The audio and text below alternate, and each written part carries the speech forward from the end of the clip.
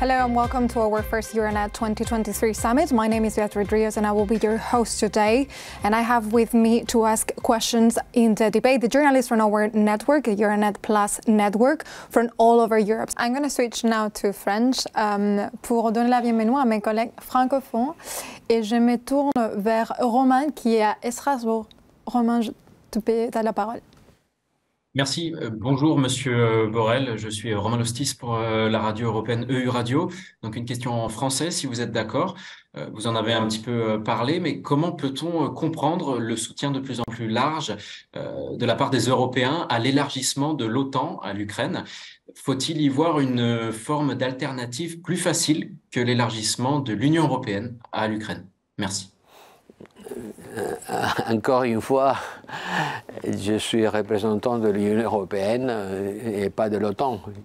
Je ne suis même pas membre de l'OTAN en tant qu'Union européenne. Et donc, je dois parler de ce dont j'ai des responsabilités, des connaissances. Non, ce n'est pas une alternative. Ce n'est pas que devenir membre de l'OTAN soit plus facile ou plus rapide que devenir membre de l'Union européenne. En tout cas, c'est pas mon boulot de faire des comparaisons entre deux différents procès. Moi, je dois me concentrer sur le processus d'adhésion à l'Union européenne, qui, comme je vous ai dit, c'est un énorme facteur de stabilité et de sécurité.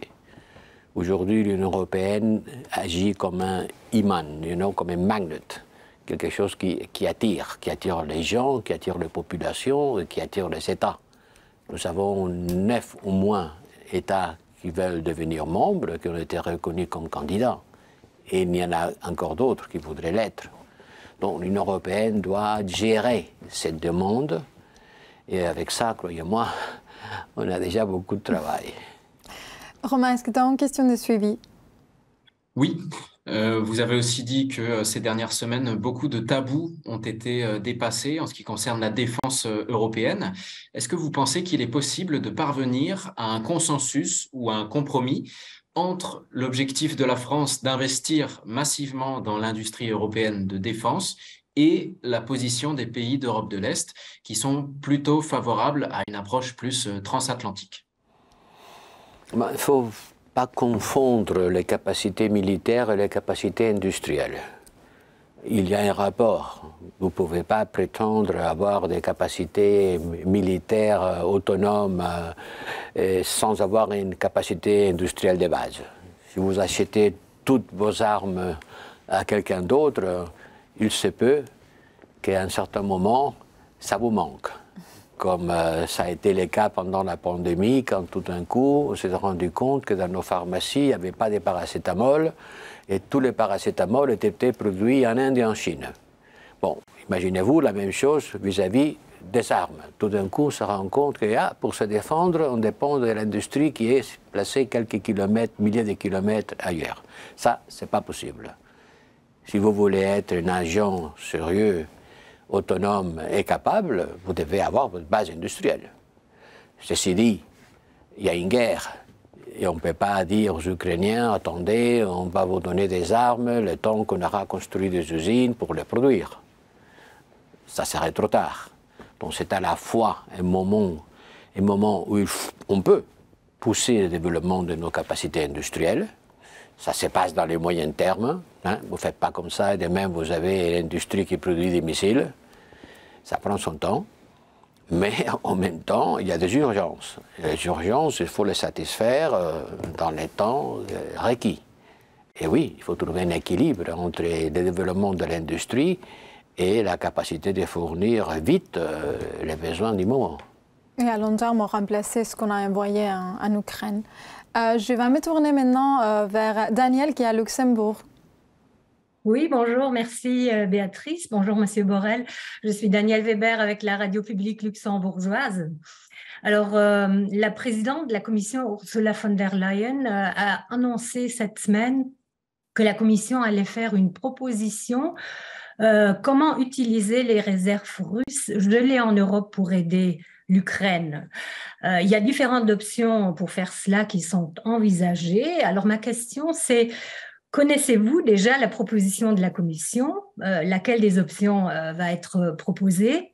Et quand allez-vous, parce que c'est vous qui devez le faire, la présenter au sein du Conseil aux ministres des pays membres? Alors, connaissez-vous la proposition? Quand allez-vous la proposer? Écoutez, on a un mandat du Conseil européen pour travailler là-dessus. La Commission, évidemment, a son mot à dire, le Conseil et en particulier les représentants qui est celui qui a la capacité, d'après les traités, à faire des propositions au Conseil. Et on a aussi reçu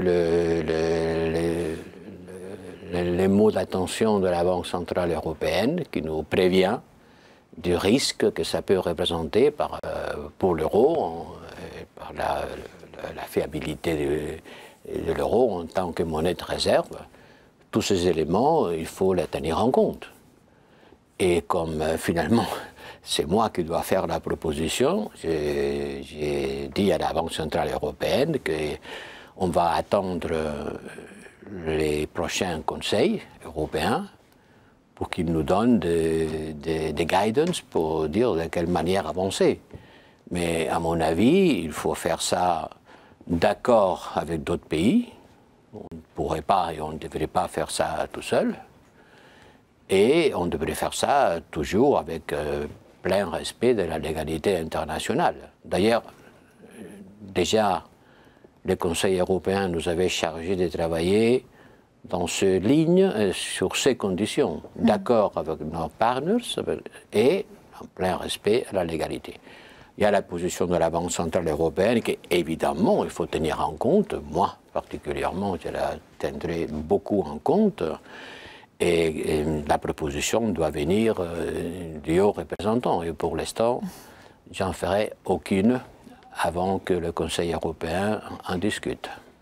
Est-ce que tu as une question de suivi, Daniel?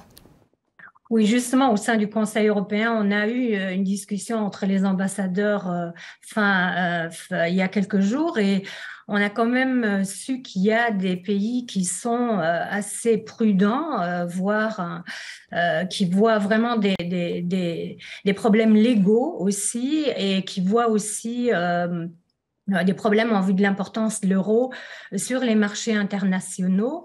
Alors, votre opinion personnelle, est-ce qu'on va pouvoir évacuer ces problèmes légaux et aussi ces problèmes de confiance dans l'euro au sein des discussions et aussi en vue de ce que vous avez dit, il faut aussi avoir un accord avec d'autres pays hors de l'Union européenne probablement?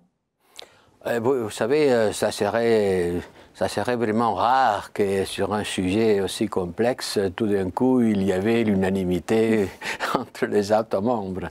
Il n'y en a jamais. Il n'y a jamais des accords qui se fabriquent tout d'un coup. C'est un sujet complexe, c'est un sujet difficile. Il faut tenir compte de beaucoup des éléments, de l'égalité internationale, de la crédibilité internationale de l'euro. L'avertissement de la Banque centrale européenne me paraît très pertinent. C'est pour ça que je dis, les États membres discutent. Parce que comment ça va se passer, ça, si ça arrive? Si on prend une décision, ça sera sous la forme d'une mesure restrictive de la politique extérieure et de sécurité. Si on le fait, comment est-ce qu'on le fera? On le fera à travers cet instrument. Qui contrôle l'usage de cet instrument? Le Conseil. Et demande l'unanimité des États. Et qui est autorisé à faire des propositions au Conseil? Le représentant. D'après les traités, c'est comme ça. Et évidemment, je prendrai toutes mes précautions avant de faire une proposition. Et la première précaution, c'est d'attendre, écouter les chefs d'État et de gouvernement la semaine prochaine, où on va leur exposer les pour, les contre, les avantages, les inconvénients. J'imagine qu'ils vont nous dire de continuer à y travailler, et c'est ça qu'on va faire. On suivra de près ces conseils européens. On va clôturer cette partie de notre émission. Je voudrais remercier mes collègues francophones et aussi mes collègues anglophones. Thank you so much for your participation. We're now moving into our Spanish-speaking part.